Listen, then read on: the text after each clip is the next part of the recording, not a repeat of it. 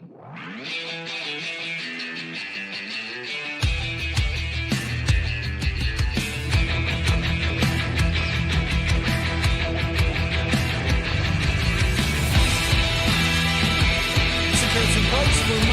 December 2nd, 2024, coming from the Nation Network studio, built by Arbor Lee here at the historic Wall Center. And this show, a presentation of Bet365. Open an account with Bet365 today. Bet on a huge range of markets. So, whatever the moment, it's never ordinary at Bet365. Use code NATION when opening that account. Matt Sakaris, alongside Blake Price, four-time Juno Award winner Mike Rogerson, hitting switches and conducting things. Good to see you feeling better. It's good to be feeling better. Mm-hmm. Yes. He's a very sick boy last week, but he powered through. Got it out of my system now. And the plus side is for Taylor Swift, Blake. Well, I'm not going to Taylor Swift, but I didn't make the family cut on the Taylor Swift tickets. If you did. I'm excited I got sick when I did. Because really? I feel like I've got at least 6 weeks of health now. Oh, good. And I can get through the holidays. That's right. No one likes to go down during the holidays. I've had that before. Although it is convenient sometimes to avoid, there are certain members of your family you would just as soon not see. It's true. Not my case, but I know you've got so much family. I like them all. Surrey Mitsubishi poll question: would you trade Nils Hoglander for Marcus Pettersson, the Penguins defenseman? Yes or no? You can vote at the Sakaris and Price X or YouTube channels. I'm going to let you lead off here. Blake and I have a fair disagreement on this. It's not often that we're diametrically opposed. I think we're diametrically opposed on this one, so shoot. Well, sorry, we should clarify. Maybe I need to clarify. I was diametrically opposed to you on what I think the people will say on this at the very least. Okay. I was pretty certain that the people would say emphatically yes. And I was pretty certain the people would say emphatically no. And right now, through the first 700 votes, it's running 54% yes. So you look like you're going to be more right than me. I think I back up the yes vote, though, if it's diametrically opposed to you as well, because of this. As much as I like Nils Hoglander, I think the Canucks have wingers coming here based on the seasons that we've seen down on the farm from Jonathan Lekramacky and Danila Klimovich. I think you've got young, cheap talent coming, and that's going to be very important here for the Vancouver Canucks as they try to remain and turn over, till the soil year to year, remain contenders over the next handful of years during the Pettersson Hughes window here. And $3 million is reasonable for Nils Hoglander, but I think you can get his production, particularly at this current rate, out of guys making the league minimum in Lekramacky and Klimovich next season, perhaps. So I'm not desperate for Nils Hoglander at $3 million next year, so I don't mind paying that as a rental. So I'm a no here, certainly not straight up, and so we are opposed on the actual answer as well as the prediction. Nils Hoglander is going through a slump. Nils Hoglander may not be a fit in Rick Tocchet's system. Let's not get that twisted with the fact that Nils Hoglander is a NHL player and a good NHL player who scores goals at even strength. He is also an extremely good deal at $1.1 million this year, and it is a very useful contract at $3 million going forward in the 3 years after this one. You have fixed costs there. You have cost certainty on a guy who's a proven NHL goal scorer. I can hear that. So is your contention more that you can get more or get better? Okay. So my thing is, if I'm going to trade Nils Hoglander for a rental defenseman, that rental defenseman has to be higher up the pecking order than Marcus Pettersson, who I think is a 4/5 guy. Yep. He's not great with the puck. He's not cheap. He's making more than $4 million. He's probably a pure rental. And the Canucks' greater need really is on the right side, especially with Philip Hronek out. I heard all the panic last week, the previous weeks in the market amongst Canucks fans about Nils Hoglander's declining value. Make no mistake, it is declining, particularly when he plays as infrequently as he played on the weekend. But let's not confuse that with the fact that he has no value because it's been a bad 20 games here for him. No. Not the case. Not the case at all. There'd be a lot of coaches, a lot of managers who would be quite eager to get their hands on this player, given the contract going. He's still young. Mm-hmm. There's a lot of things to like about Hoglander. So no, preferably, and we talked about this last week, Blake, you would love to get a defenseman with term in here, a top 4 defenseman with term. That is probably going to cost more than Nils Hoglander. We've both made our peace with that and said we would add something to Nils Hoglander for the right defenseman who has term. But if it's just for a UFA to be, I'm going to need someone who is demonstrably better than the Carson Soucy, Tyler Myers tier if I'm trading Hoglander. Let me ask you this. Does Patrick Allvin make a call to Rick Tocchet and say, you know what, is it time to give him a little bit better seat to the show here?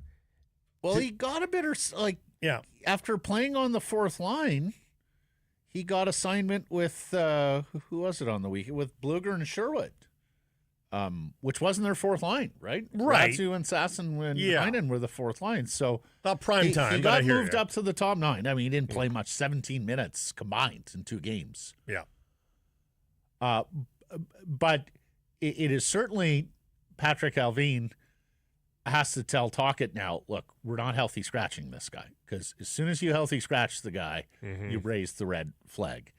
And, yeah, I mean, Tocchet's trying to win games, Blake. It's going to be tough to win in Minnesota tomorrow, needless to say, as good as that team has played this year. You've got some teams coming up here on the schedule where maybe you can play him a little more and play him with some better players. We shall see. But what I do think is clear is take a look at the guys who were falling out of favor here, not good fits in the Tocchet system, or just playing so poorly that they were making their way towards the press box. Andrei Kuzmenko, Ilya Mikheyev, even Daniel Sprong earlier this year. Typically, when a player starts to sag in the Tocchet system and lose value, management moves pretty quickly to get the player. I suppose you could quibble with quickly on Mikheyev, but you hear what I'm saying. He was the biggest impediment, though. They are willing to admit mistakes. They are willing to move off of players who aren't working out. And so I do think you're going to see a Nils Hoglander trade this season. You know, to me, my only question right now is, are we going to see that before the holiday roster freeze later this month or afterwards? Surrey Mitsubishi and the 2024 models are going quickly there. So take advantage when you trade in any vehicle for a new 2024. Surrey Mitsubishi going to give you $3,000 above market value for your trade. Take advantage of rates as low as 1.9%. The 2024 PHEV, the beautiful vehicle that I'm driving, Blake's driving, the hybrid. Only filled it up once here in the couple of months I've had it. $1,000 credit towards winter tires plus extended warranty and no extra cost, only while supplies last. Only at Surrey Mitsubishi, 13820 104th Avenue in Surrey, or online at surreymitsubishi.ca. Might be placebo effect. I think it warms up faster than a regular straight gasser. I have no idea if that's true or not. Let's get to our top story, brought to you by Yellow Dog Brewing, Neighborhood Brewing, Foolish Winery, Weekend Sweep, and in overtime. Taking care of business. TCB against the teams they should beat, but without their stars. Head coach Rick Tocchet calling them a scrappy team compared to last season after the victories in Detroit on Sunday morning, Sunday afternoon locally, and Buffalo on Friday afternoon. 4-1 on this road trip. And remember, that was 5 games in 8 days, or really 5 games in 7.5 days because of the early start. 2-0 without Philip Hronek in the lineup, 4-1 without JT Miller in the lineup, and 13-7-3 without Thatcher Demko, who has still not played this season. 2 points off of last year's pace, despite missing their Vezina finalist goalie. And Blake, if they win both games in hand, then they tie Vegas with identical 15-7-3 records atop the Pacific Division. It's really great. It's astounding. They've risen to the occasion. I'm taking nothing away from that. And in fact, I thought they could do it. I said 4-2. I think they can go 4-2 on this road trip. I am worried looking ahead because they get the extra day off. After they play Minnesota, they get one extra day off. They don't play till Friday. But from there, oh my God, is their schedule busy until Christmas. No double days off. Back-to-back games coming in the third week of December. It is day on, day off, at minimum, all the way till Christmas. Now, much of that is at home. Most of that is at home, so it's not travel per se. But they do not have a chance to stick their head out of the water and breathe here. So, you can do this in the short term. We've seen this with players at the small level of a player, a backup goaltender toeing the line for a couple of weeks while a starter's gone. But even for teams decimated by injury, they can do it for 4 or 5 games. Can they continue to do this? The one mitigating circumstance that is in their favor here, if Thatcher Demko returns this week, either tomorrow or Friday versus Columbus, you could reason here, Matt, they don't have bad goaltending on any night going forward with Demko and Lankinen as a tandem. And that can cure a lot of ills. I hear your mouth. Thatcher himself has said he's going to take some time when he gets back into the crease. He doesn't expect to be back at his level. It has now been more than 6 months. To me, that's workload. But I hear what you're saying. It's 29 points right now, which is good for third in the Pacific Division by points percentage at .630. They're second in the Pacific Division. Look, the other thing that we should say here is the first 2 months the schedule has been really kind. From a break standpoint and a severity standpoint, yes. Both. Yeah. From a rest and recovery standpoint, there haven't been many big asks here this last 5-game spell notwithstanding. That's the first time. It was only one back to back in November, that weekend where it was just Chicago and Nashville, right? Like it wasn't even the 2 back-to-backs, Boston, Pittsburgh as well. But Chicago, Nashville was again 2 struggling teams, Boston, Pittsburgh. No, that's it. And from the standpoint of quality of opposition, like these recent wins have come against Detroit, Buffalo, Boston, who's struggling, the Ottawa Senators, Chicago. They beat Calgary and they beat Los Angeles in November as wins over playoff teams that are on playoff spots. Then go back to October, lost the games against the better teams. Jersey, Carolina, Tampa, lost them all. Beat Florida, albeit in overtime, and beat the teams they were supposed to beat in October. Pittsburgh, Philly, Chicago. So really what we're looking at here in December is the first real test through some good teams. You got Tampa again. Tampa and Florida on this homestand again. I know Colorado's goaltending has been dreadful. But it's still Colorado. It's still Colorado. Blues are reinvigorated. Yeah. You're into Utah and Vegas certainly is forging a pretty good season. But even around that, it's not actually too bad, Blake. Like Columbus, Boston, Ottawa, San Jose. As long as Boston continues to scuffle, we'll see. And Ottawa, too, for that matter. Like that's the thing. Ottawa's in a lot of trouble here. They lost to Anaheim last night. We do have to be careful, too, about having it both ways. So we sort of downgrade. You were downgrading the Flames and the Kings win for the Vancouver Canucks. No, I was saying those are the good wins. Like those are the wins against teams that are currently on playoff spots. But a lot of people might say, but are those teams really that good? But in the same breath, you have to say, like, I at the outset of this season, I would have sketched in the Bruins to make the playoffs, the Sabres to make the play. I thought this is the year the Sabres jump into the playoffs. I agree. And I thought this was the year the Detroit starts to get some traction, maybe vie for a playoff spot too. I wasn't there. So all those three teams have failed miserably in their exploits. But we thought better of them at the start of the season at the very least. So, just because a team has started poorly doesn't necessarily mean that they are what they are. Yeah, and the other thing, folks, you can look at the standings now and see, Boston's the playoff team. They are by points. They are not by points percentage. So keep in mind the games in hand. And, of course, Vancouver continues to have games in hand. And I'll say this, Blake, it's a quarter of the way through the season and a lot of hockey to be played. But for the moment, I'm mayor of Wrongville on both Calgary and LA. Because I thought both teams were weaker than what we saw last year and would take a step back. And those are two of the better stories right now in the National Hockey League in terms of teams that there weren't a lot of expectations, and they have forged pretty darn good starts. I mean, the Kings are through 25 games here with 14 wins.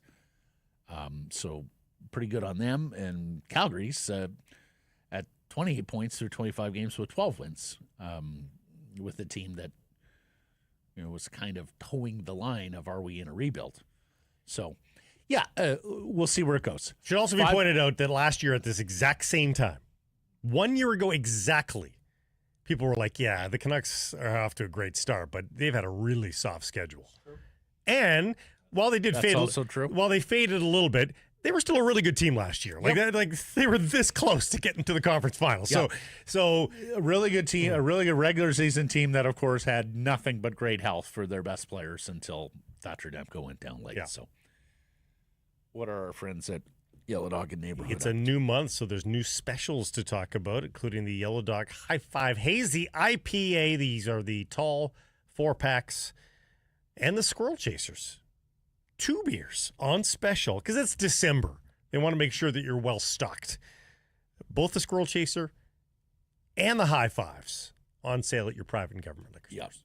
And speaking of Yellow Dog, I went to the Yellow Dog launch, Seahawks SPCA event, BC SPCA event on Friday at Goodco on Granville.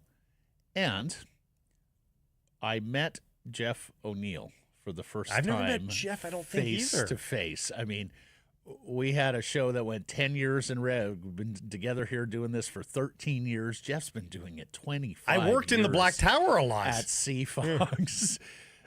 And he was incredibly gracious. Blakey came up to me and he said, Matt, I hope you're okay that we stole. Tell me I'm wrong. I said, you didn't steal it. We did have license on it. We don't do it anymore. He goes, I love that bit that you guys did.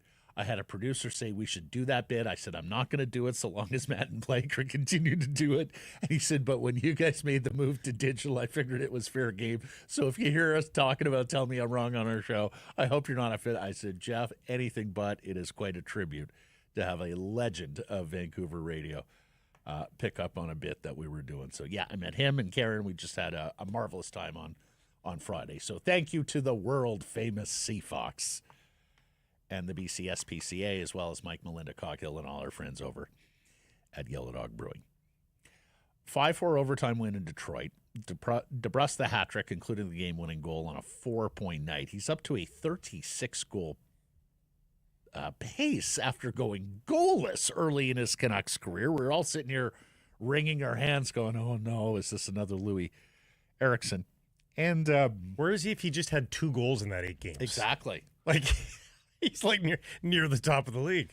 Other thing we should mention here, somebody has to keep Jake apprised of the score when he does the intermission interviews. Did you see that yesterday? I saw, yes.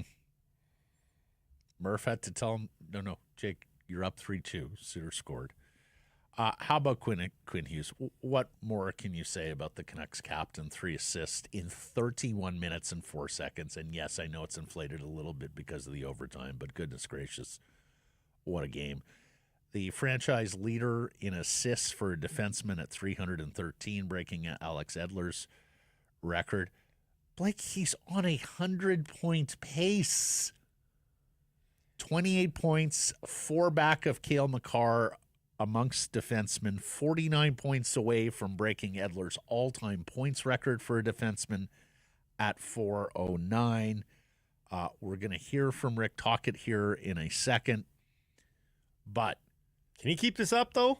Like, I'm we talking about by another Norris Trophy campaign? Or are we talking about a Hart Trophy campaign from Quinn Hughes again this year? What worries me about Quinn Hughes, and this is the only thing that worries me about Quinn Hughes, is just his ability to keep doing it. Not because of the skill, just like he works so damn hard out there. It's exhausting to watch him. And you know, the more these ice times creep up here with all of these injuries, I do worry about what he looks like for game one of the playoffs. In a short span, because you got injuries over 2 weeks. If it creeps up, fine.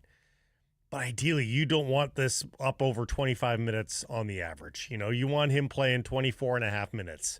That would be what I would want to see of Quinn Hughes on a nightly basis. 30 just for special occasions, sure. But because of all these injuries, if they have to lean on him 27 to 30 on a nightly basis right now, Matt, that is an awful lot. Yeah, and I do believe he's playing through something. There was enough chatter about that amongst people covering the team and, frankly, people on the outside. John Shannon mentioned that. This is him playing through something. No, this is him playing through something. No, that's it. That's how incredible it is. And we aren't the only ones gushing about Quinn Hughes. Rick Tocchet was as well. Let's hear from Coach. Amazing feat. And he's still young, and he's still got a lot of years left with the Canucks. But yeah, just incredible. Great milestone. Obviously, if not the best defenseman in the league, he sure puts up a good argument because I played 31 minutes tonight. So, the guy came into camp in shape. That's why he plays 31 minutes. What do you think helped him achieve it at such a young age? Well, I think his family, the pedigree there, his brothers. I mean, those guys play hockey 24/7. So it's just, to me, it's just their want to be better, their want to be elite, the way they work at their games. And Rick's absolutely right. I mean, his father, Jim, of course, has a long background in hockey. And, having two playmates at home at all time to be able to, it's clear all three of them pushed each other and took each other to NHL heights. So, we're lucky, basically, to be sitting here witnessing this, especially since he should be a Detroit Red Wing, right? Like every time they go through Michigan, where he played at the University of Michigan, the discussion comes up. The Red Wings passed on him to take Filip Zadina in that draft as opposed to the hometown kid right underneath their nose. Did you see that Reddit post that Wyatt Arndt posted? No. Wyatt Arndt posted this guy who, like 2 years into the career of Quinn Hughes, was saying, yeah, it's really early. Honestly, if we're here 4 years from now still talking about Hughes outperforming Zadina, then I'll admit defeat. But I will bet dollars. And it was a big, long post with some statistics there about how Zadina was going to be just fine. Yeah. Don't worry. Yeah. It was going to be just fine. Zadina in the Czech league now, the Swedish league? Yeah, I also just love the fact that he's growing into his own skin. Did you see him on that Colby's Couch feature last weekend? On Sportsnet? He's just like he is chest out National Hockey League Quinn Hughes now. It's just so great to see. I've said this before, but it sort of reminds me of when Henrik Sedin got the C, and you could tell that he felt empowered. Yeah, right. Yeah, that he had sort of been hanging back a little bit in terms of a voice and a forward face in the NHL, and then when he got that captaincy, he stepped it up, and we saw and found out more about Henrik Sedin as a person, and the same thing is going on. But it means something on the ice, too. Like, it's doing something on the ice, Yeah. It's like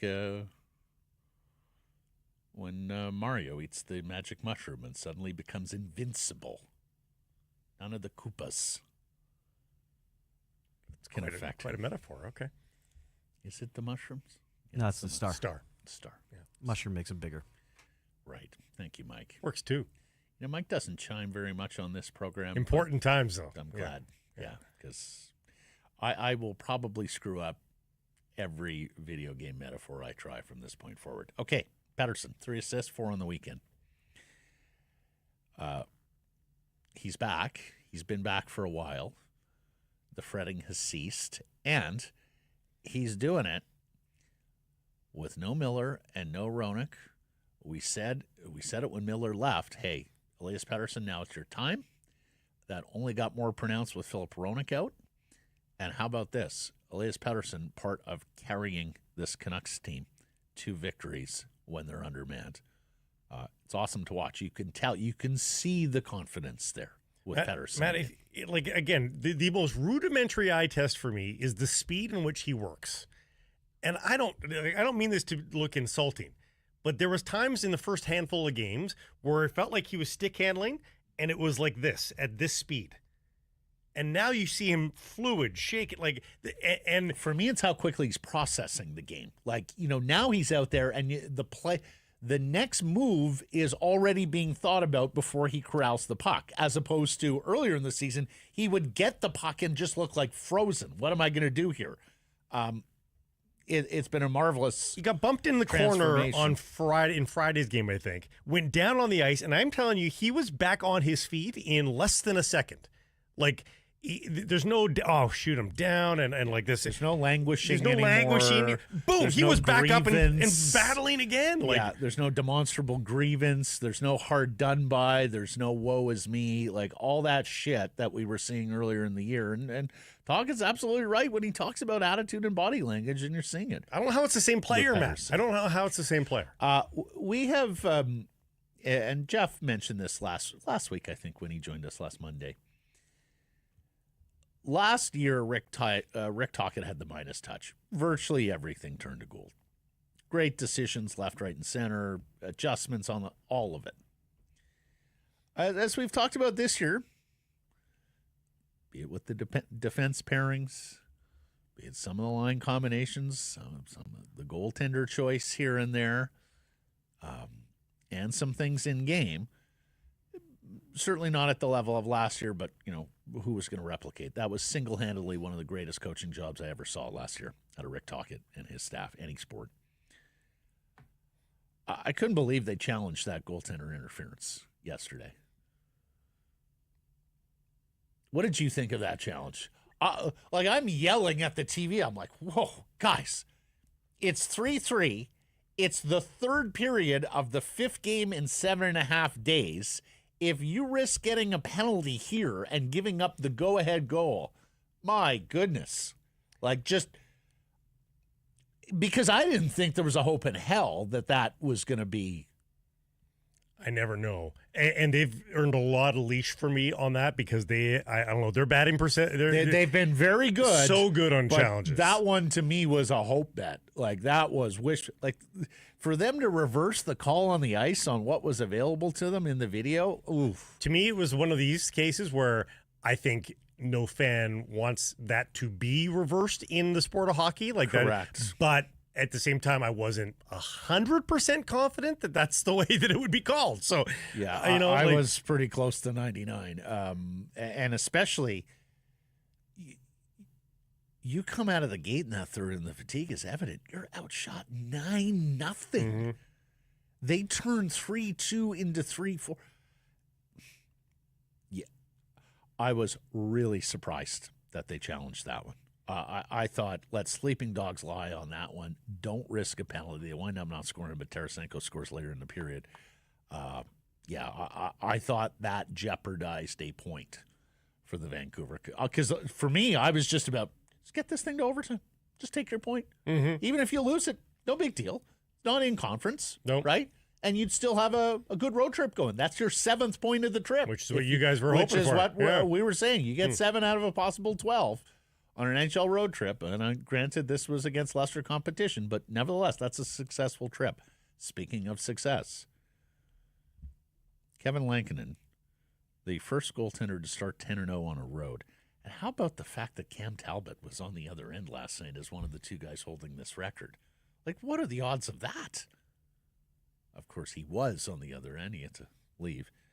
So Lankinen continues to be Superman for them, especially on the road. Wasn't his best showing, but it was good enough for a victory. Noah Juulsen, we have to talk about Noah Juulsen with the 5 hits and the 5 block shots and the penalty kill duty. In fact, he was getting some tours with Quinn Hughes at practice today.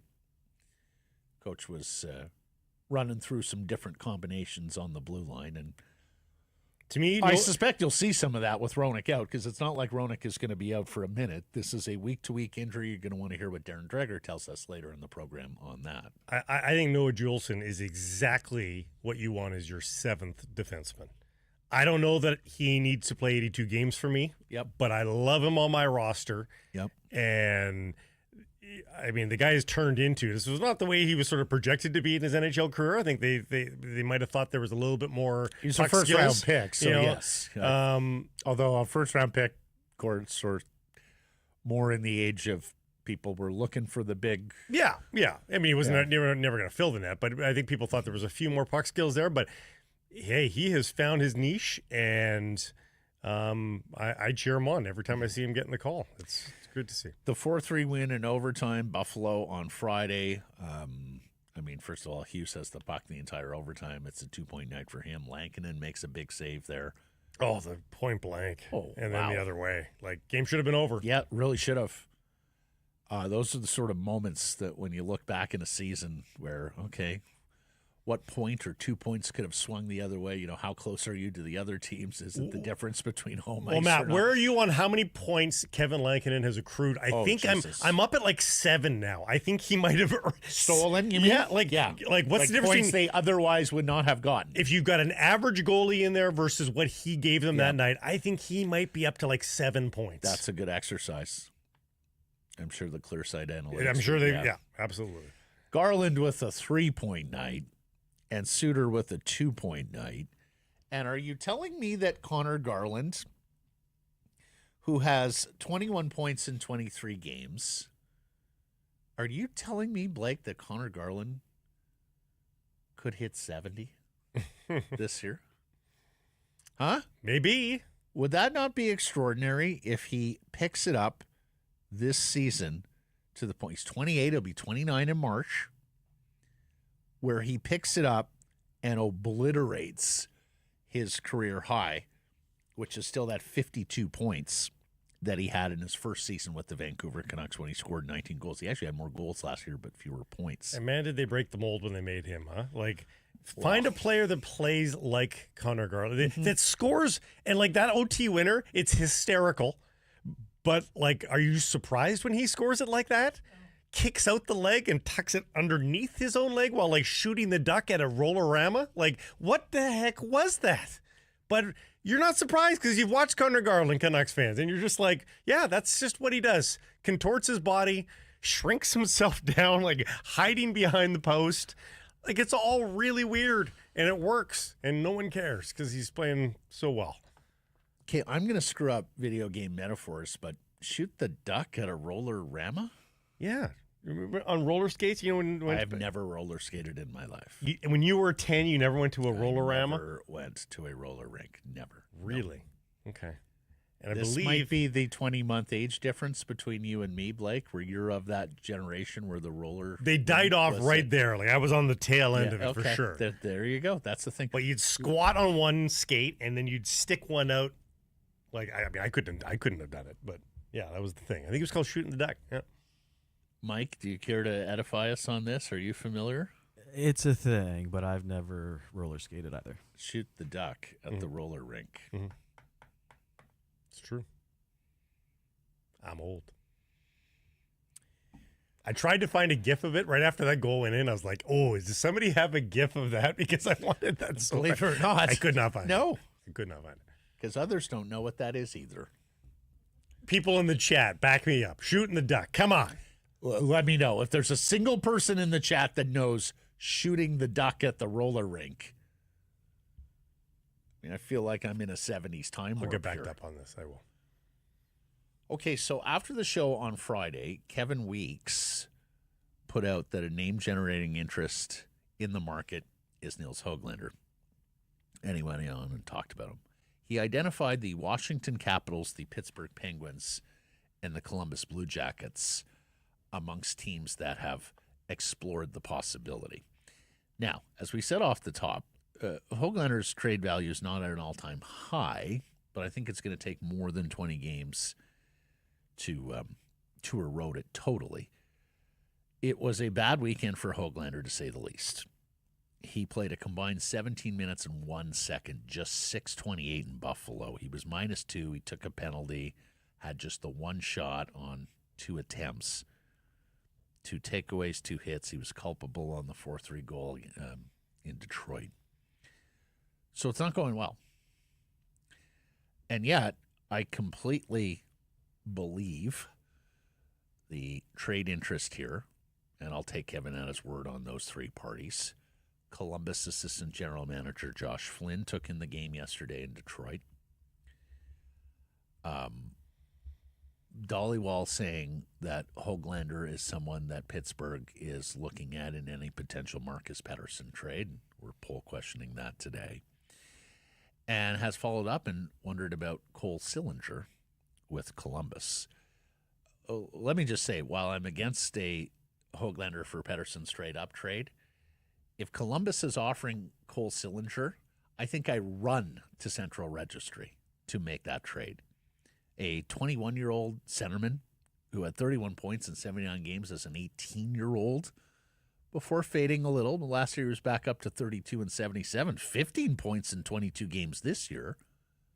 He was the 12th overall pick in the 2021 draft. He's a big-bodied centerman. And really, before Atu Ratu and Max Sasson took the steps they took this year, you could look at the Canucks organizationally and say the biggest long-term need is at center ice. If you can get Sillinger for Hoglander, probably allows you to play Suter exclusively on the wing. Certainly when Miller comes back, right? Gives you more time to marinate Ratu or Sasson, or you can just continue to play one or both of those guys on the wing, although Ratu is so good in the face-off circle, I think you want him playing there. If Columbus is just giving away their young former first-round draft picks like they did with Jiricek, not that they gave them away, but needless to say, the fruits of that trade will be sometime coming with all the draft picks. Yeah, if Don Waddell is conducting a makeover of the Columbus Blue Jackets where we're getting rid of the Jarmo Kekalainen first-round picks, totally. I'm all over that. I can smell Jarmo on this pick. Yeah. I will trade he's it. making $2.25 million, Sillinger is, which is more than Hoglander, but it's still not all that costly. You could fit it cap-wise. He's under contract next year at the same freight. So then he's less. And after that, he's an RFA with arb rights. So yes, all over that.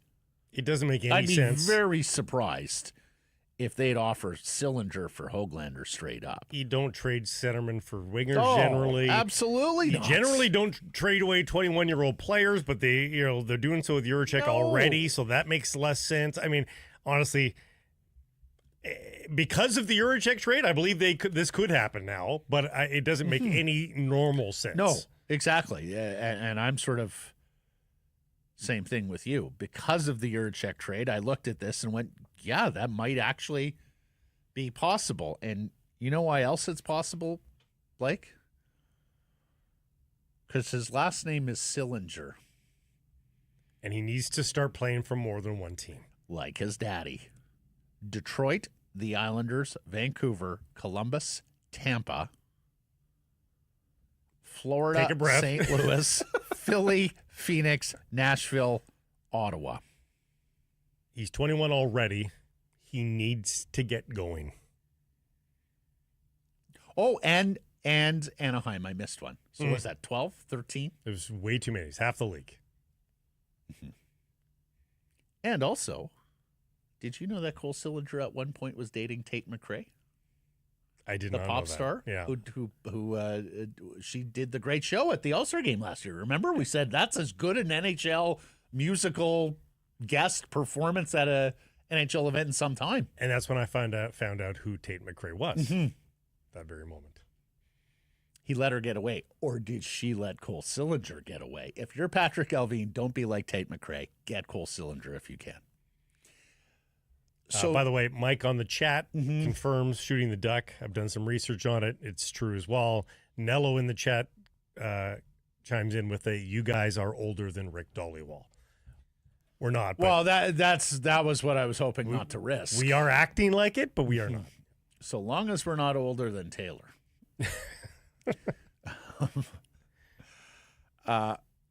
Hronek appears to be shopping around for medical opinions on his injured. We suspect it's a shoulder. We have Darren Dreger coming up. He'll let you know more on that. The bottom line is this is a week-to-week injury, and it's not going to be a short recovery here. They are going to be missing Hronek for some time. We brought you the story Friday, Arthur Staple in The Athletic, that the Rangers have made a call on JT Miller. Dollywall says there are more teams that are making a call. You can understand it. Teams think blood in the water. They think, oh, a player on a leave. Something must not be going well there. Maybe change the scenery. I would be absolutely stunned if they make a JT Miller trade. Mm-hmm. I mean, unless they're absolutely blown out. Though, if Chris Drury is so hot to trot on JT Miller, then perhaps.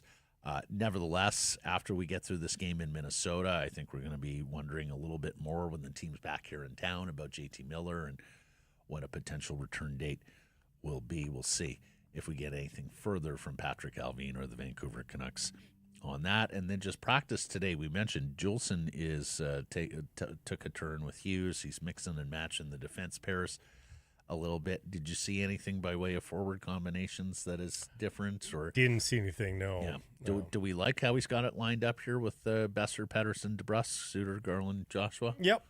Yeah, I think that's the best way to get the most out of this team right now. And you know what? What you've been doing has worked so far on the road trip. I wouldn't tweak a ton going into this one. Let's get to today's menu then. It is brought to you by Greta Bar, a fantastic spot to catch all the games home and away. Yes. We should just mention Jiricek won't play versus the Canucks. Did you mention that? I didn't. Yeah, no, so it was looking, the coach has said he wants him to practice a couple of times. So don't expect that sort of storyline. And not that he would necessarily be dangerous against the Canucks, but he might elevate, might be pretty exciting, in his first game. It's not going to happen. So, what did you think of that trade? I mean,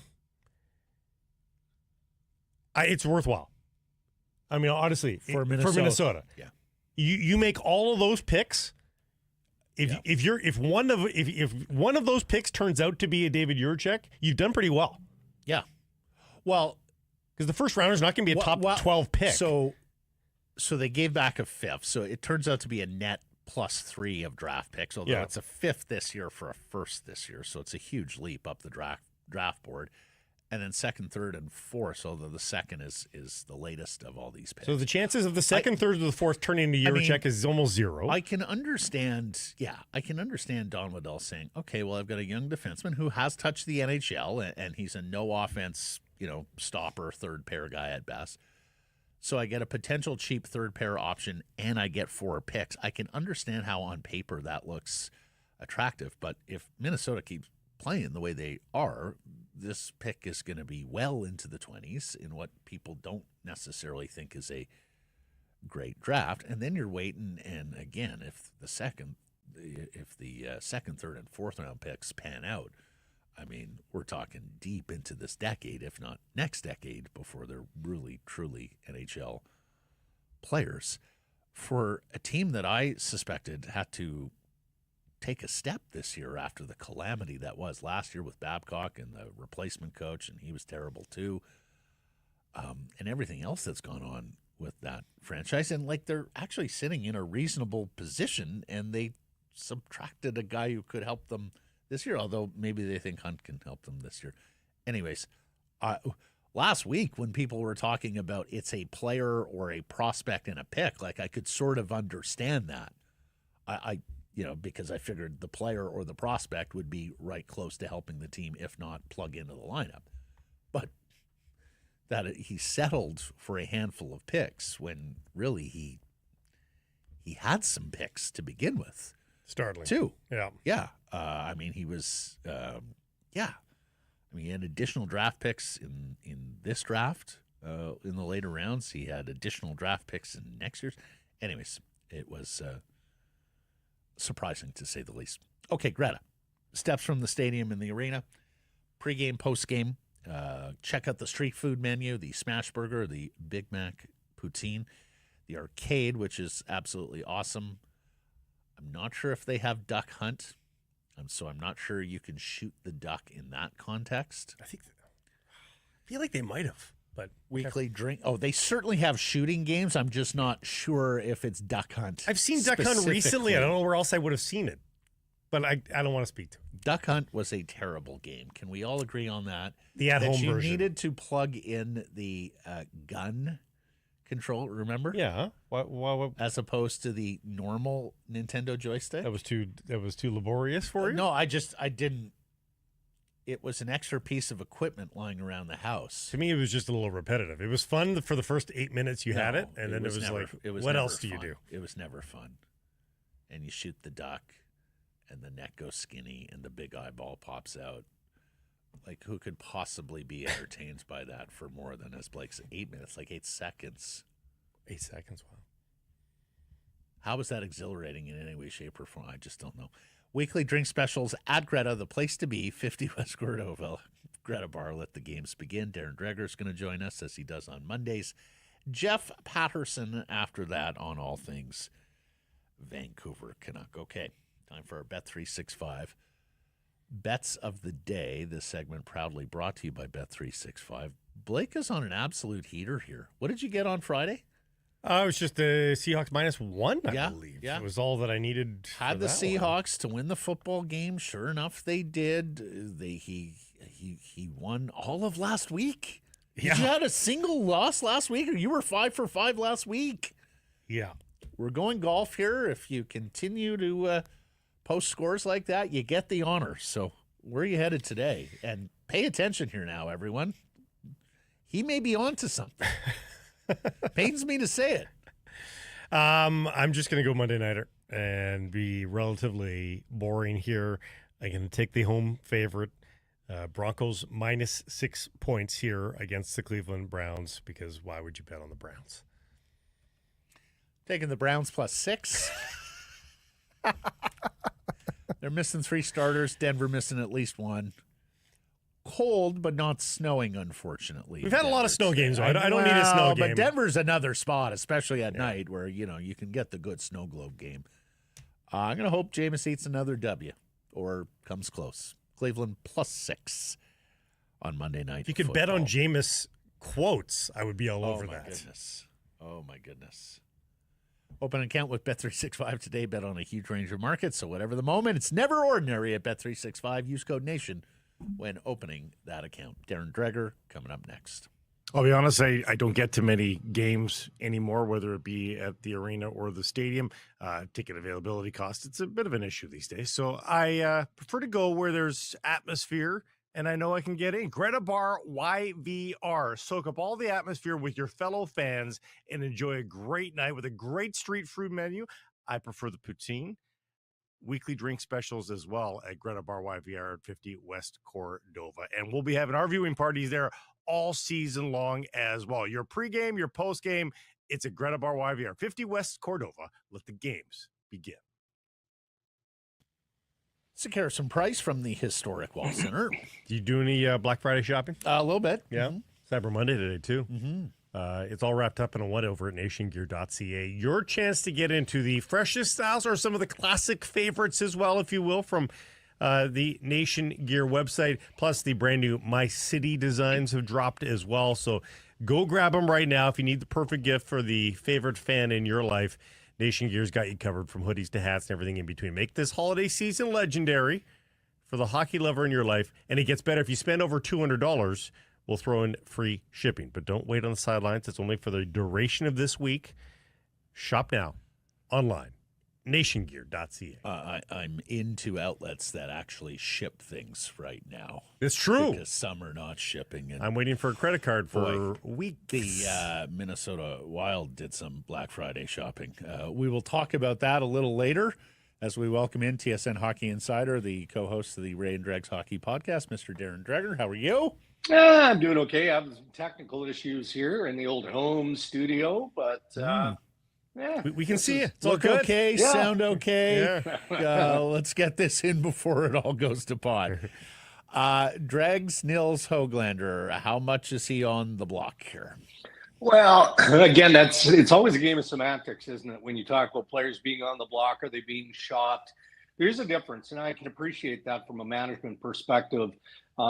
Teams call all the time on certain players. That doesn't necessarily mean that that player is available or that the Vancouver Canucks want to trade this guy. But I would say that there's a good level of interest in Hoglander, but nothing that has reached a front burner category at this point. So we'll wait and see. But, historically, as we know, the Vancouver Canucks under the leadership of Jim Rutherford and Patrick Galvin aren't afraid to jump in early if there's something that makes some sense. So it's also early, but if the interest picks up in Hoglander, then maybe you do see something. But I didn't get the sense earlier today that there was anything close. The Canucks have to be ecstatic that they're winning, though, because Patrick Galvin and company now do not appear desperate. The GMs on the other end don't have to snicker when the number shows up on call display now. This has given them a little bit of a buffer to conduct relatively normal business, right? Yeah, I think so. And, again, it's also sort of normal for where we're at in the regular season, be it with the Vancouver Canucks or any team across the league. I get the same feedback from GMs. I had an exchange with Steve Staios, the Ottawa Senators, going into their game against the Anaheim Ducks last night. And there's a growing sense in the nation's capital that Staios is going to have to do something. And I'm like, well, are you feeling that sense of urgency based on level of play of late? And he's like, no, we're doing what we do as GMs. We're making the calls. We're taking calls. And, of course, if there's a fit, then we're going to be active and we're going to strike when there's opportunity. I think that's Patrick Galvin. I look at Ottawa and I look at Vancouver and I look at a lot of teams around the National Hockey League guys, and I see the appetite for added depth on the back end. And by depth, if you can get a 4, 5, 6 guy, well, that's more than depth. I think that's the market that a lot of these teams are diving into right now.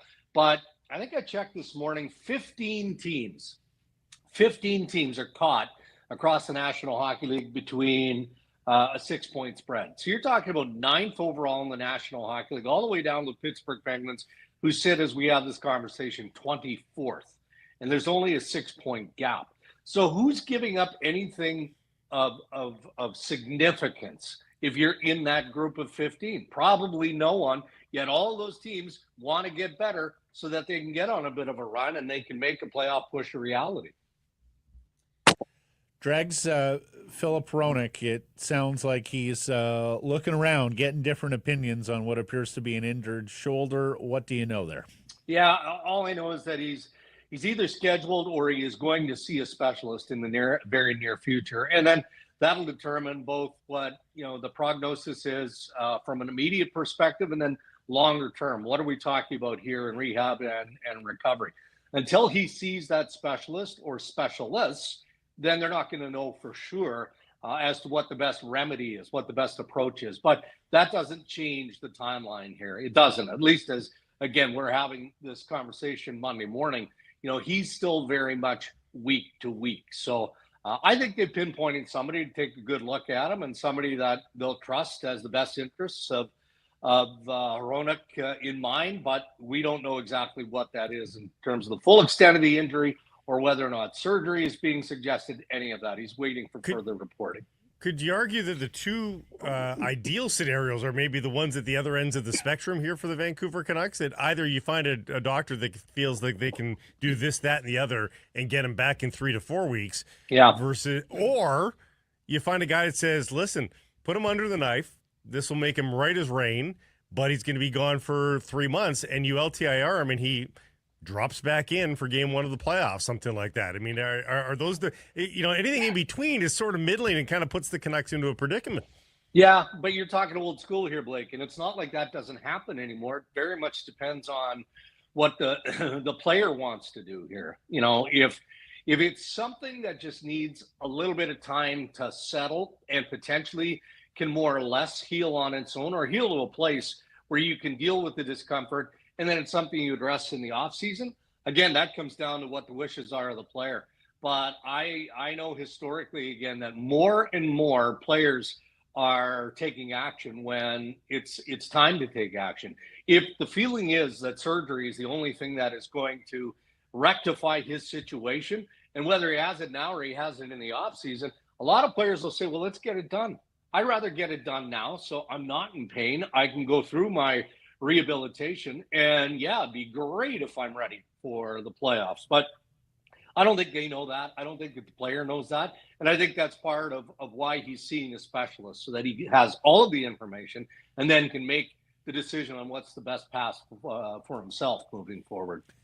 I know these are still early days, early hours, but best you can tell, this Hronek injury has not upped the urgency, or has upped the urgency for the Canucks and getting a top four defenseman. Well, again, everybody's in that market. Not everybody, but a lot of teams are in that market. But you know, it's just a difficult process. I don't know that they feel a higher level of urgency than they did prior to the injury. But hey, you lose a player of this significance week to week, and unless you've got a comfort level with the backfill and what you have internally, it's a challenge because everything is upset. Your pairings are upset. The minutes are upset in terms of how they're being consumed.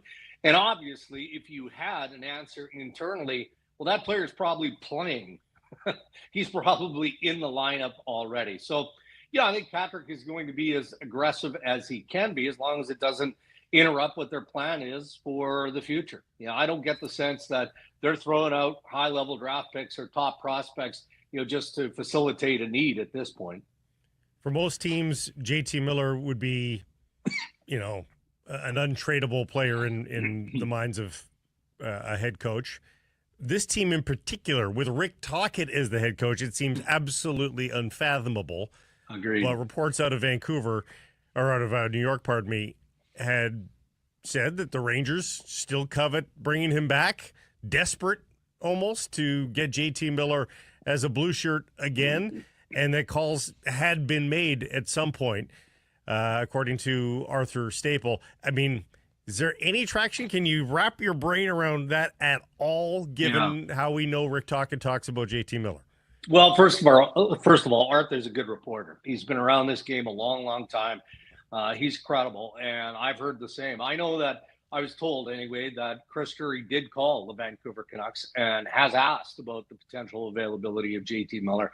But I also don't get the sense from my sources that the Canucks have interest in it. Now, how does that change? Can it change? Well, yeah, of course it can change. It depends on what's coming back the other way. But Chris Drury is in upheaval with the New York Rangers right now, right? I mean, that dressing room is upside down. I mean, they're a proud team. They're a proud group. You know, they're supposed to be a top contender in the Eastern Conference. And, you know, for the most part, I think it's still fair to call them that. But they've also dealt with a fair bit of adversity. And some of it of late is self-inflicted. You know, Chris Drury is still, again, I'll use the word again because it applies, in upheaval. You know, he did not see last week's round of speculation, you know, surfacing at this point of the season. You can't control what media report, but the general manager, Chris Drury, did tell his fellow general managers that those two guys specifically are in play, in Kreider and in Trouba. Well, you're talking about two very popular guys inside that room and impactful players, especially Chris Kreider.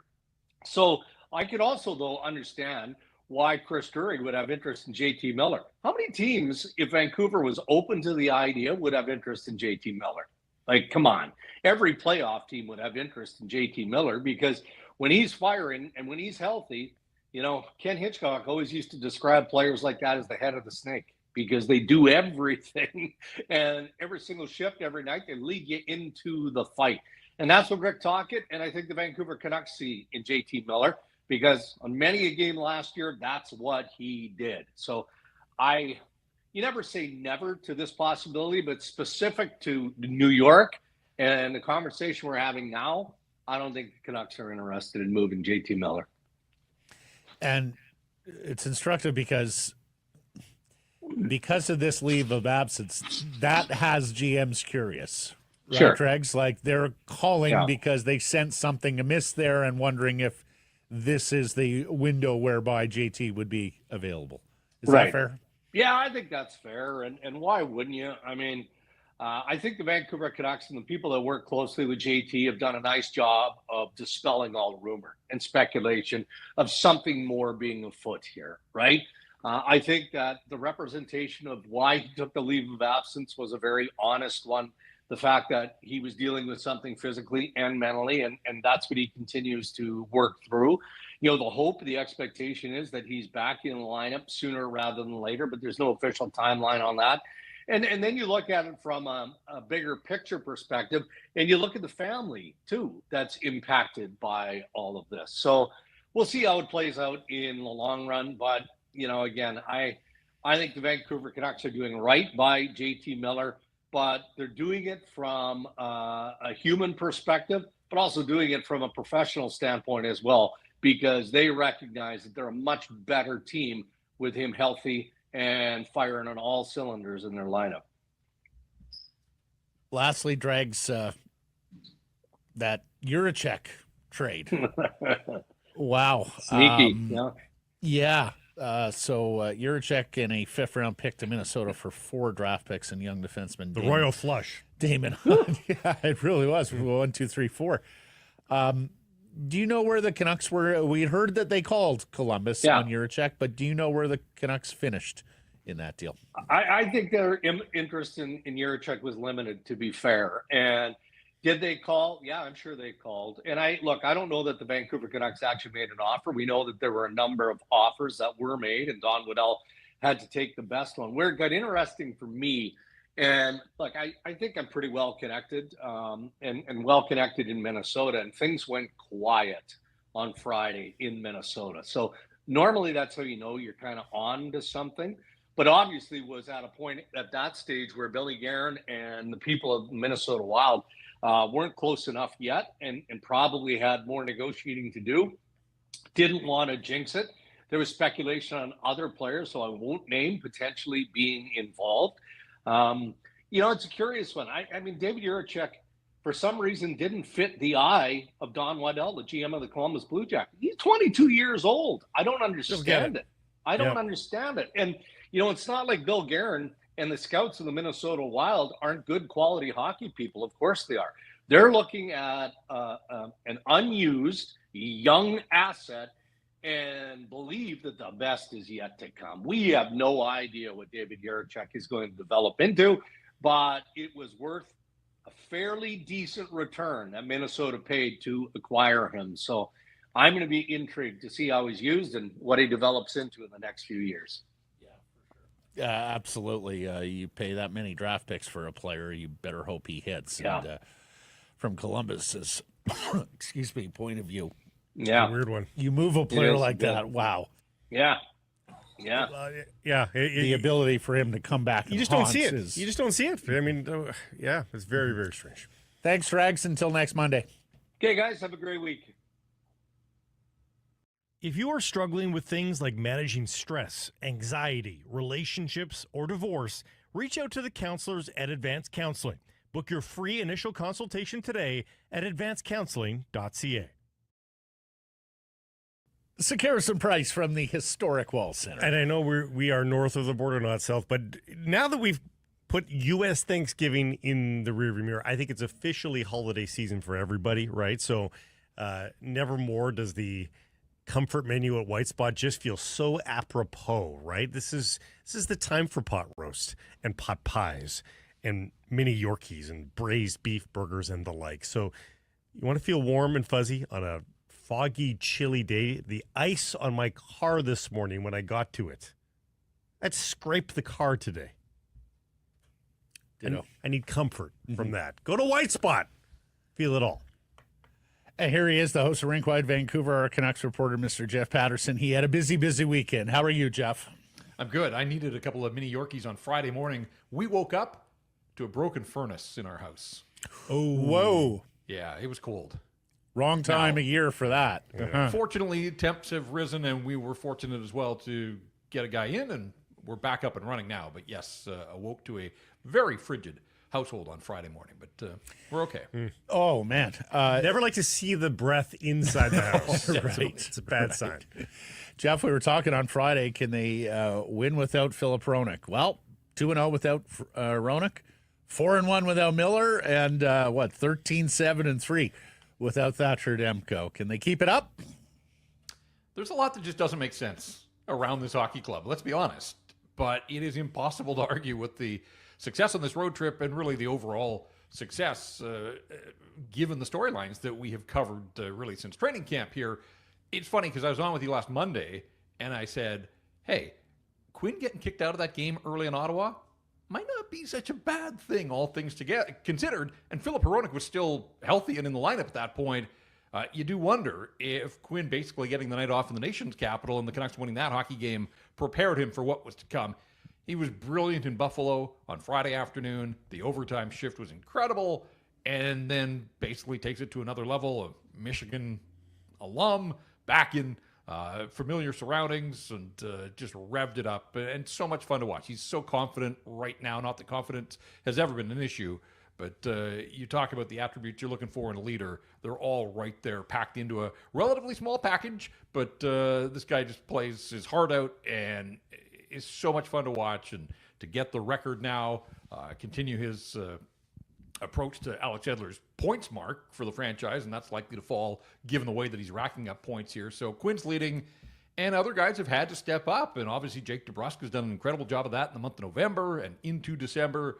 P.S. Suter, who really does everything quietly, but just quietly going about his business and coming up with massive goals for the Vancouver Canucks here. I believe it's pronounced shooter, by the way.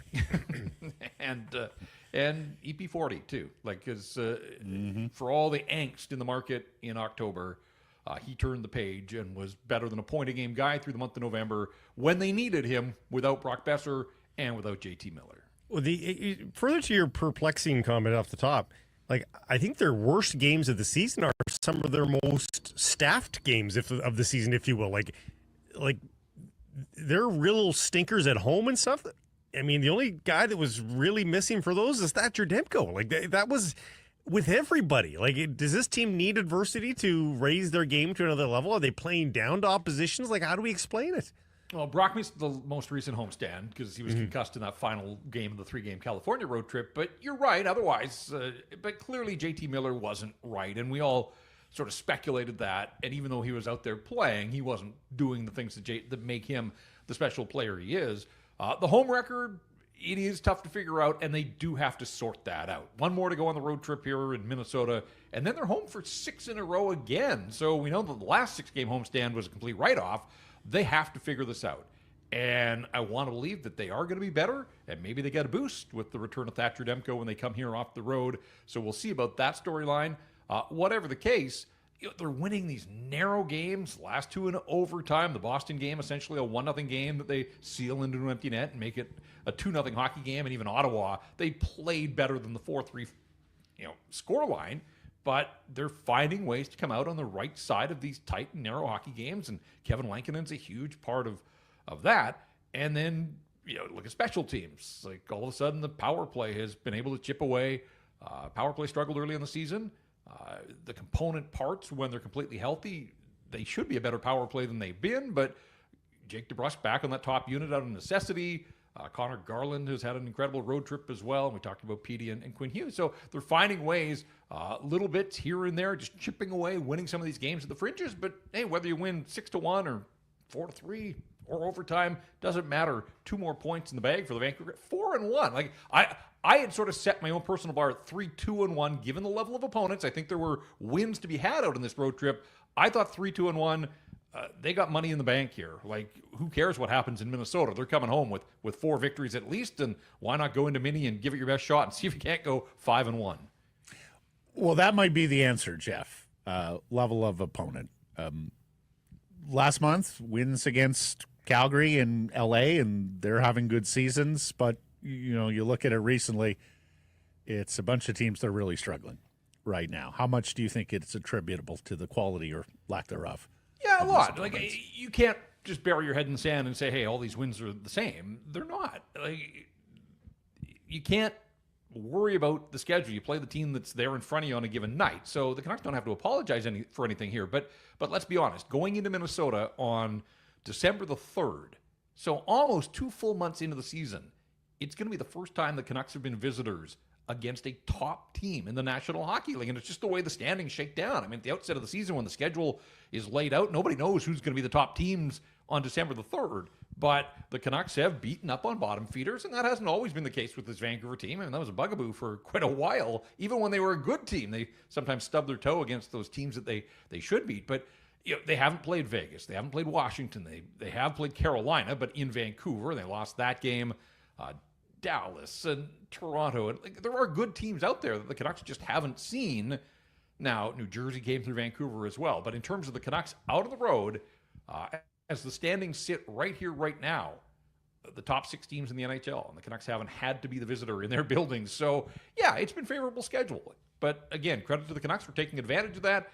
And then when they come off this road trip, they have to figure out a way to start putting points in the bank at Rogers Arena.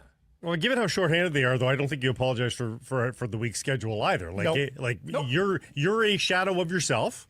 So if you can eke out wins against whomever, I mean, you're still you're keeping the tires on the road.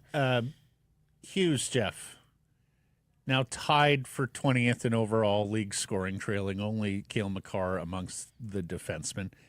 Is it time to rev up the Hart Trophy campaign? Is the Norris Trophy campaign back at full thrust? Yeah, I think it's a derby again for the Norris. He's closed the gap on Cale Makar, who had an incredible start, but through it all, people were poking holes at Makar's defensive game and just saying, outrageous point totals. I think maybe he has leveled up a little bit defensively, and his point totals are still pretty gaudy, but maybe not at the rate that they were early. And Quinn, through it all, has just played at this incredibly high level, and now the points are starting to come as well. And so I think he's narrowed the gap in the Norris race. And objectively, if people around the National Hockey League sat back and looked at the value of players to their teams, I think it would be impossible to come up with more than a handful of guys that would somehow rank ahead of Quinn Hughes and what he means to this Vancouver team. And we always come back to this point about, his superpower is tilting the ice and spending time in the offensive zone so that he doesn't have to defend. And Philip Hronek goes down, and he's played with Tyler Myers the last couple of games. They crushed their competition in Motown on Sunday. And so, is it Quinn Hughes doing it with one arm behind his back? A little bit. Tyler Myers obviously drafting along, getting the Quinn Hughes bump there, but so much of that is Quinn Hughes and the way that he plays and what he's able to do. So, yes, I think Quinn Hughes has leveled up from his Norris Trophy season, and 23 games into this campaign, I think absolutely he has emerged as a guy that deserves Hart Trophy consideration.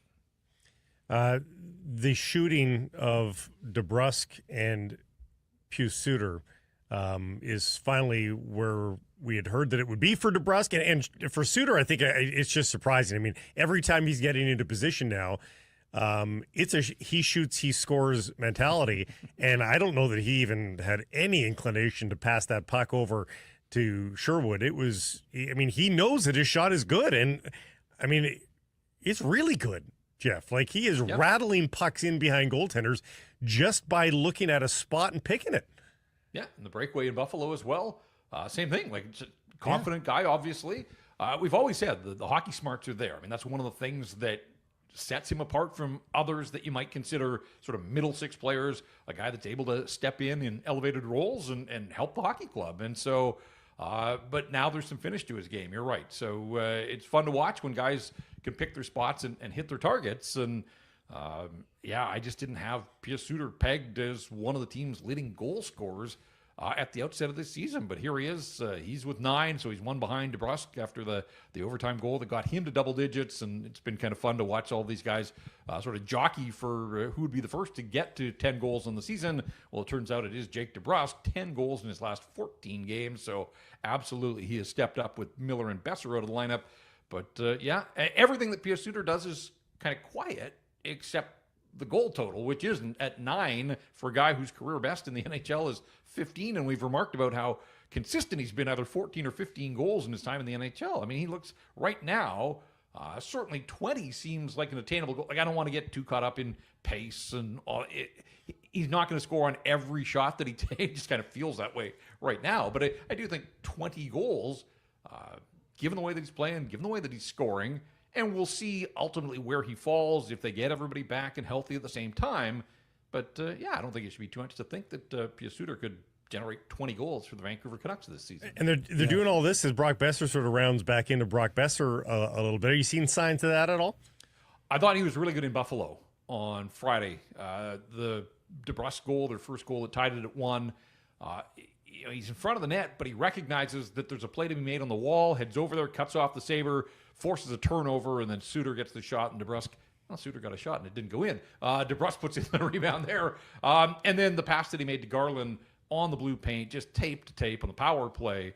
And so I really liked, and he had the breakaway chance that he didn't score against the Sabres. But yeah, I thought Brock was involved. I think of the games so far in his return to the lineup, that was the best. I'm not sure that Sunday's game in Detroit was at that same level. But this goes back to this idea of things that don't make sense, that not only were Besser and JT Miller out of the lineup for large chunks of the month of November, when Miller was in, he had 2 empty net goals. That was it. That was his goal-scoring contribution.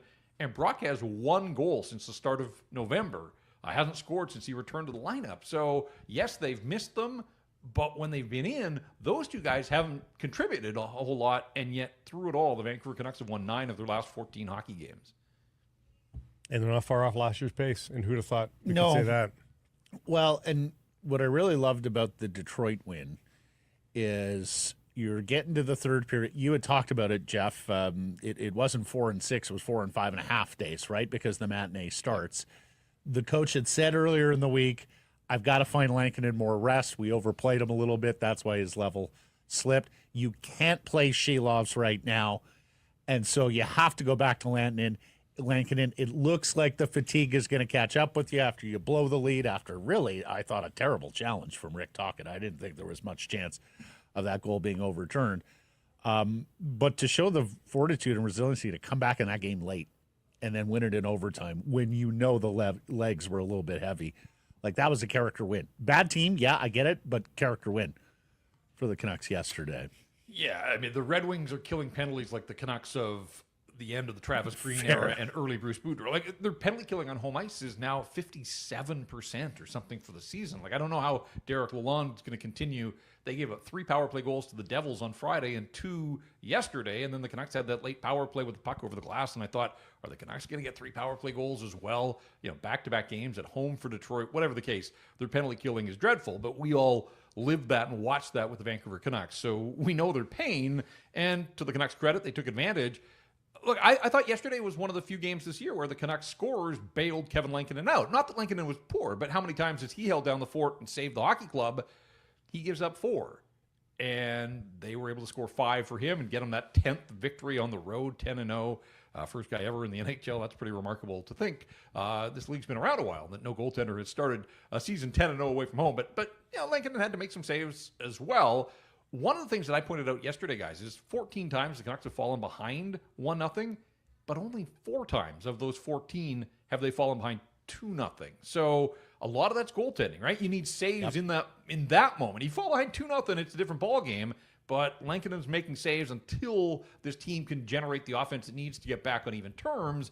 And so that's sort of an underrated, like, yeah, the starts have not been great. The lowest shot totals in the National Hockey League in first periods, like, that part of it's real. Their starts have not been very good all season long. Falling behind 1-0, not great, but they don't fall behind 2-0 very often. And I think that's sort of their secret sauce, is that they found ways to prevent falling too far behind so that they can mount these comebacks when they have to. So then, picking up on something you said earlier, you don't think Demko's available in Minnesota? And if not, do you go back to Lankinen, or because you're playing with house money, do you throw Silovs to the Wolves here? There's a part of me that sort of contemplated the Silovs angle of it all. You've got 4 wins on this road trip. You're playing the top team in the National Hockey League. I get that on the surface, maybe that sounds like crazy talk to think that you'd throw Artur Silovs.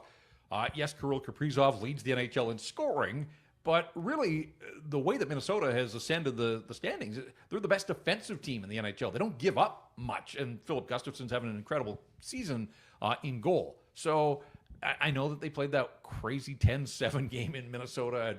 I'm not anticipating that we're going to see a repeat of that. Minnesota can generate, but really they do it by locking things down. My hunch is that it's going to be Lankinen to wrap up the road trip here early start in Detroit. They got to Minnesota on Sunday night. They're going to have a practice here on Monday. So there is a little bit of rest and recovery between these two games. I'm not expecting Demko at this stage. There weren't practices over the weekend with the condensed schedule and the early start times here. This is just me. I'm not reporting anything, but my hunch is Friday against Columbus at home. They'll come off the road trip. They'll get a day off Wednesday, a practice day Thursday, and then a conventional 7 o'clock start time against a Blue Jackets team that scores a bunch of goals, actually, these days. They're actually a fairly high-scoring team, but they're still the Columbus Blue Jackets. And actually, that's a back-to-back game for CBJ. They're in Edmonton the night before. So maybe that is sort of the ideal pocket to slide Thatcher Demko back into the lineup for the first time in a long time, if, in fact, he's got the green light and it's all systems go. But no, I'm not expecting to see him on the final. I think that would be a tough assignment for anybody at the tail end of a road trip where fatigue's probably a factor for the skaters in front to throw Demko in and say, hey, bail us out against one of the top teams in the National Hockey League. I think you hold it off for at least one more game, but I do have Friday circled on my calendar. Let's see how things shake out at the end of the week. Canucks are surrendering some goals, like not gaudy amounts, but there are goals going in. What do you make of the makeshift pairings right now with the injuries? Yeah, look, Vincent Desharnais is a project. I think we know that. He was on the ice for all 4 Detroit goals in 13 minutes of ice time. Like, that's a scary statistic to keep in mind. And yet, he's probably a better option than Mark Friedman, although at some point maybe Friedman does get an opportunity just to see what he looks like again at the National Hockey League level. I will say, like, Hughes and Myers, great underlying numbers. And actually, I thought yesterday might have been one of Carson Soucy's best games, and really the 2 games. The penalty kill in Buffalo the other day, he was a huge part of that. And the penalty kill was perfect. It wasn't perfect against the Red Wings, but Carson Soucy, underlying numbers were solid for him. And Noah Juleson with that heroic penalty kill shift in the third period where he just continually put himself in harm's way, paying the price to help this hockey club. So, it's not ideal. We know that. And Quinn Hughes can't play 31 minutes every single game. The schedule is spaced out here. They've got 11 games between now and a 5-day holiday break. They're going to lean on the captain. I think he has to understand that. It's probably going to mean some practices off, maintenance days, take the morning off from skates and those types of things. Save every ounce of energy you've got for game action. And Quinn understands the assignment. But, yeah, Philip Hronek's going to be missed. There's no doubt. So far, so good without him. But I do think if there are going to be shaky nights for guys like Desharnais, then, at some point, this is going to catch up to the Vancouver Canucks. And forward at some point, too, right? So, lastly, for me, Jeff, ask you the Surrey Mitsubishi poll question. Nils Höglander plays just, 17 minutes combined on the weekend in 2 games. And there's apparently trade interest. Hoglander for Marcus Pettersson, the Pittsburgh defenseman. You making that deal? I probably am. And look, Nils Höglander's a better player than he's showing right now. He's just lost. There's no question about that. Another offensive zone penalty, 10 minutes of ice time, so he did crest double digits, but he's on the ice for a couple of the Detroit goals yesterday. One of them he stepped out of the penalty box and they scored, so I'm not going to put that on him. I didn't love the back check on the Tarasenko goal, but there were breakdowns all over the place. Brock Besser didn't look great in the back check there either, so probably not fair to single out Hoglander, but every move that guy makes right now is under a microscope, and that's just life in a market like this one, and I don't understand. The message has been sent here for weeks, and yet every game looks the same from him. Like, I'm seeing no response, and I hear a lot on social, and people, he's afraid to make mistakes, and there might be an element of that, but if it's not happening for you and it's been 18 games without a goal, like, what are you bringing to the mix right now? And the answer is very little. But, like, what got you into the National Hockey League? It was the hustle. It was the determination. It was the dogged pursuit of the puck and winning battles. Like, I'm not seeing any of that. And I think for him, like, those are the baby steps. Those are some of the things he can control. Goals, goalies are paid to make saves. Not every shot you take is going to go in the net, but he has 1 shot on goal in his last 4 games as well. So, like, he really does just look like a ghost out there right now. And if he's going to continue with that and play 7 to 10 minutes, then why wouldn't you look to address an area of concern elsewhere in your hockey? Like, the Nils Höglander in the here and now, he can be replaced by somebody on the farm. But I do get that we saw him score 24 goals last season.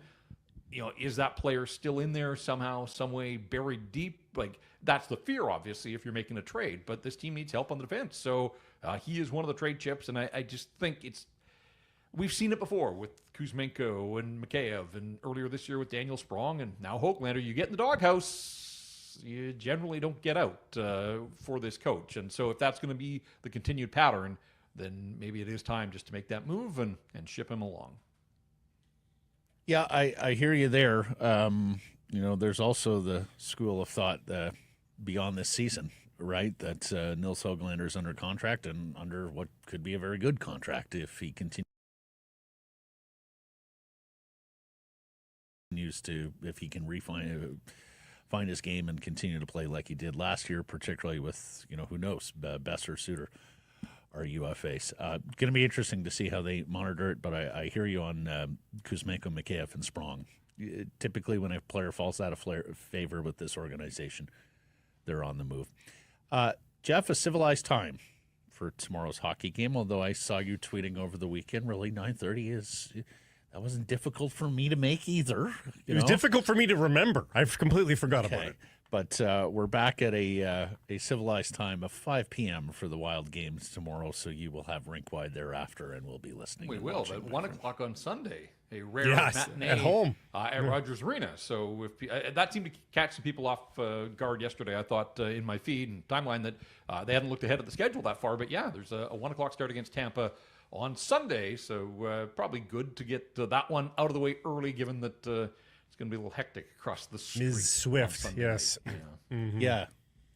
They have a 1 o'clock home game later in the month as well against Seattle, so lots of matinees, all the matinees, with J-Pat on RinkWide. If you are struggling with things like managing stress, anxiety, relationships, or divorce, reach out to the counselors at Advanced Counseling. Book your free initial consultation today at advancedcounseling.ca. It's a Harrison Price from the historic Wall Center, where, if you have your tickets to the big game, why not make it a full experience? Stay downtown at the Wall. Call 604-331-1000. Ask for the Harrison Price rate. Some blackout dates apply based on availability. Got some weekend games coming up here, so good idea. Make it a staycation. You can text this show, 778-402-9680. Email live at scarsonprice.com. All of it to the Great Clips inbox. Great Clips? It's going to be great. Mm-hmm. Was that Great Clips last week? I need to go. Yeah. Oh, do you? I do. Getting shaggy. Seahawks. Big victory. Yes? You smirking at me? No.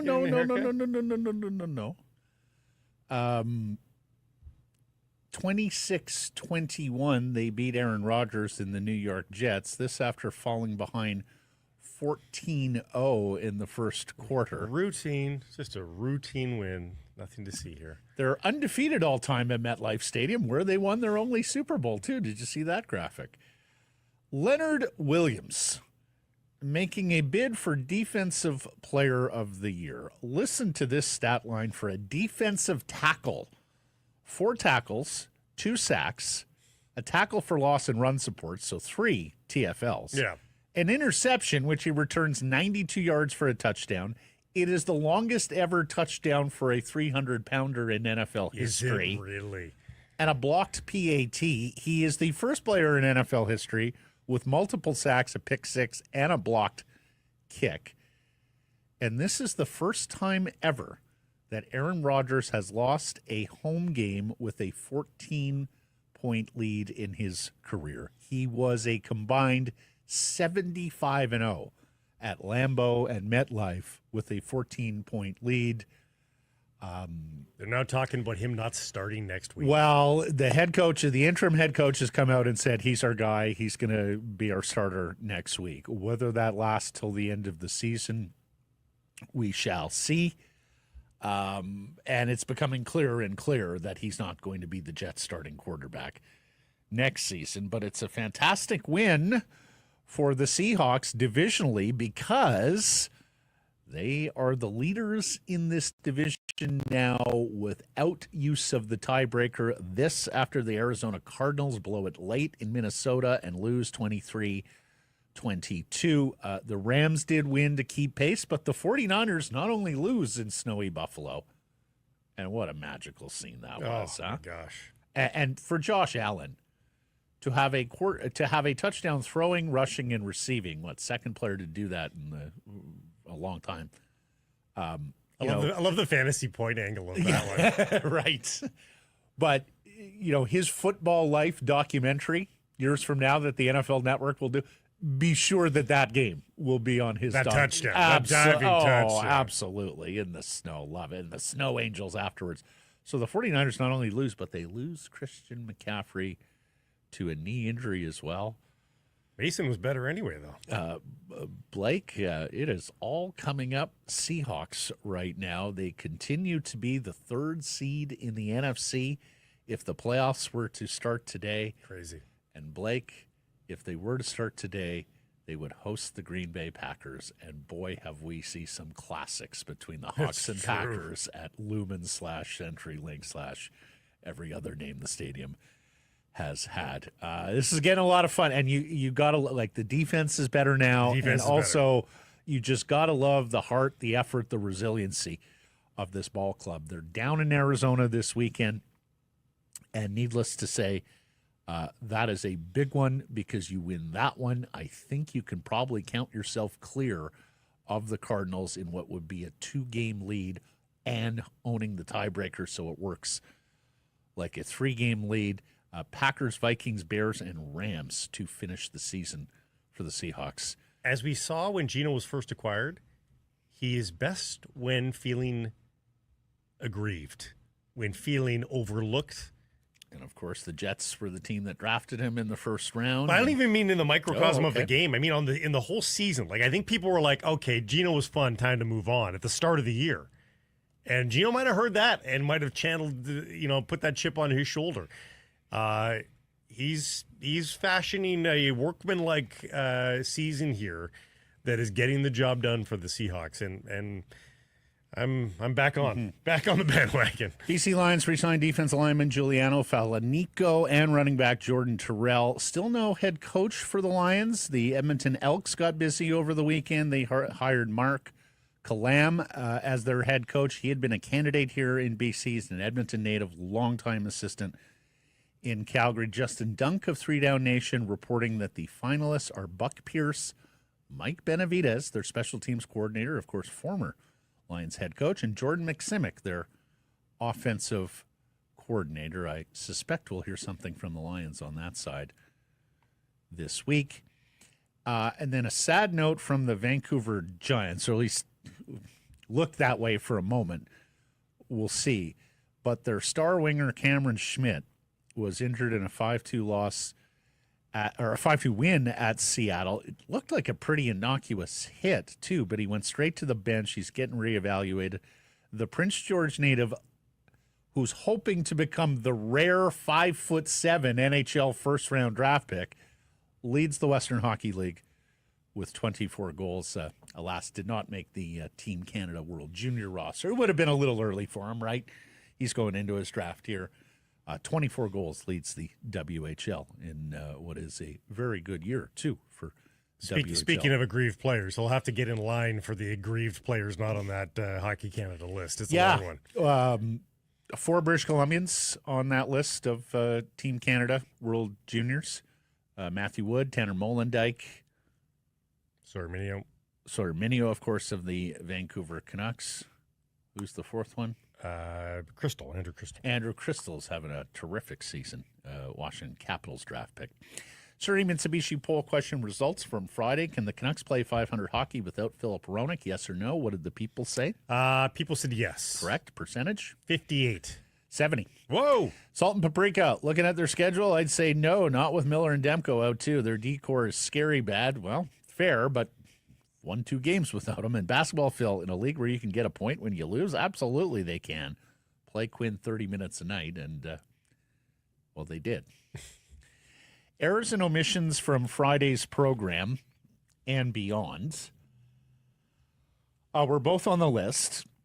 I said the Bears had 32 seconds left on that fateful play. They had 36.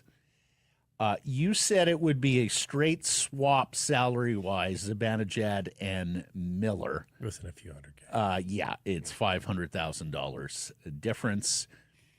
And then thank you to everybody in the chat who seemed fixated on my attire Thursday and Friday. J-Pat walked in here Friday for RinkWide after our show and said, Matt, did I miss a memo? Are we going sports coats and collared shirts here? No ball caps? Just so happened I had a couple of events last week that I had to look a little dressier for. But honestly, hoodies, ball caps, they are still. When's the last time you saw J-Pat in a ball cap? Well, not often. Golf course? Even on the golf course, not much. Not often. But he doesn't wear sports coats and collared shirts. No. Come on. Anything else on the E's and O's side of things? It was a long time ago. Thank you for joining us, everybody. Appreciate you spending some time connecting with the show. Please do subscribe to all our assorted channels, YouTube, and wherever you get your podcasts. Follow on social. That's X, Insta, Facebook, TikTok, YouTube, and Blue Sky. We are live on many of those platforms, noon Pacific time, weekdays. And, of course, please do support the community sponsors you hear us talking about. Keep it local.